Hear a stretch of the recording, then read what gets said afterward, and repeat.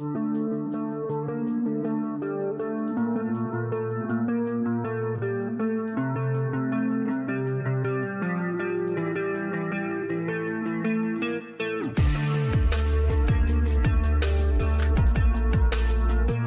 entend souvent parler du flamenco comme étant le symbole de l'Espagne. Comment a-t-il évolué? À quoi a-t-il servi? C'est ce que nous allons découvrir avec Catherine de l'association Passion Flamenco. Bonjour Catherine. Bonjour. Le flamenco est né il y a plus de 200 ans. Pouvez-vous nous en dire plus sur ses origines? Le flamenco, tel qu'on le connaît aujourd'hui, il est né en Andalousie, il y a un peu plus de 200 ans, mais en fait, il a des racines beaucoup plus anciennes et beaucoup plus lointaines et beaucoup plus profondes. Au départ, il s'agit d'une communauté, un peuple de saltimbanques qu'on appelle les Gitans, qui habitaient dans l'Inde du Nord, et ils ont été chassés de l'Inde. Donc ils ont pris la route de l'Ouest, et pendant à peu près 500 ans, ils ont voyagé, ils ont traversé ce qu'on appelait à l'époque la Perse, l'Irak, l'Afghanistan, le Pakistan. Ils sont arrivés pour un certain nombre d'entre eux en Europe centrale, avant d'arriver ensuite en Italie et en Espagne. Et puis un certain nombre d'entre eux ont pris un autre chemin, sont passés par la Syrie, par l'Égypte et sont arrivés dans le nord de l'Afrique. Voilà, donc ce qui explique que le flamenco, c'est le fruit d'un métissage culturel, c'est d'une grande richesse avec beaucoup d'influences très différentes, de cultures différentes. On dit que le flamenco est une voie sociale. Pouvez-vous nous expliquer ce que cet art servait à transmettre ?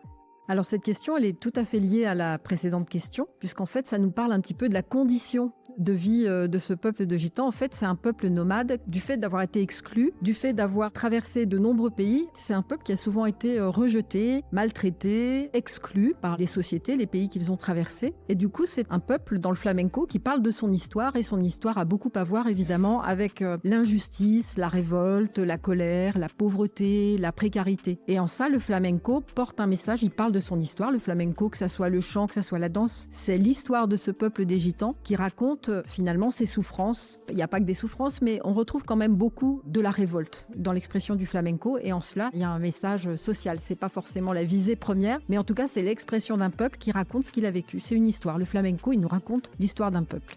Avec le temps, la prison est devenue un des principaux symboles du flamenco. Pouvez-vous nous expliquer pourquoi ? Ta question, c'est la suite logique un petit peu de ce qu'on vient de se dire, c'est-à-dire qu'en fait, comme c'est un peuple qui a été dans une grande pauvreté, c'est un peuple qui a été amené souvent à avoir des comportements qui pouvaient les emmener en prison, c'est-à-dire que quand on est très pauvre, on n'a pas beaucoup d'autres choix, soit de faire de la mendicité, soit de voler, soit de spolier les autres en fait, et forcément que c'est un passage direct vers la prison. Le peuple gitan a aussi connu des périodes où l'absence d'intégration créait aussi de l'agressivité, de la violence, conduisait parfois à des bagarres et aussi à des meurtres. C'est aussi une des raisons pour lesquelles souvent le flamenco, parfois est associé dans certaines circonstances à la prison. Pour toutes ces raisons-là, la pauvreté crée de toute façon de la violence. Sous la dictature de Franco, le flamenco a été récupéré comme image touristique de l'Espagne. Quelles ont été les conséquences sur son évolution ? C'est vrai qu'au départ, le flamenco, c'est quelque chose qui était intime. Le flamenco, c'était du chant, de la danse qui se pratiquait dans les maisons, dans les familles, dans les lieux de travail. C'était un langage, c'était un moyen de communiquer. C'était pas du tout quelque chose qui était commercialisé. Ça restait très confidentiel. Avec le temps, notamment dans les années 1920, le flamenco a commencé de sortir des maisons, a commencé de sortir de l'intimité des fêtes de famille. On a eu l'ouverture des cafés cantante. Les cafés cantante, c'était vraiment un lieu un peu comme des bars. Chacun vient boire un coup, manger quelque chose.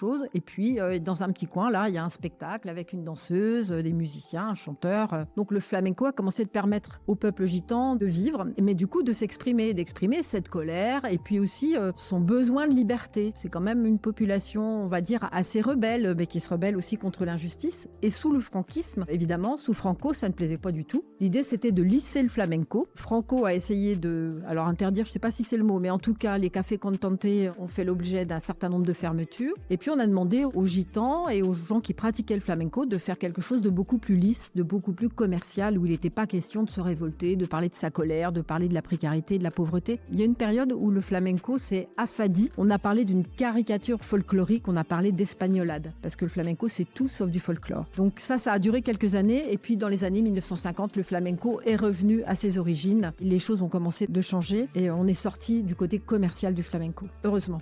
En 2010, l'UNESCO, Organisation des Nations Unies pour l'éducation, la science et la culture, a inscrit le flamenco au patrimoine culturel immatériel de l'humanité. Ça veut dire quoi ?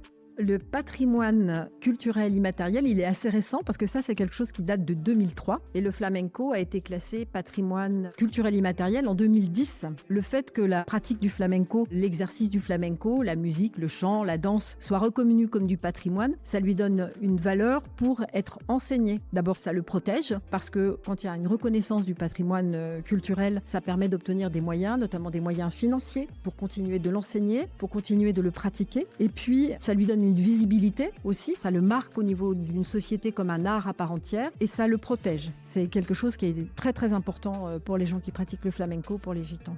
Pour finir, que pensez-vous de l'évolution du flamenco aujourd'hui ?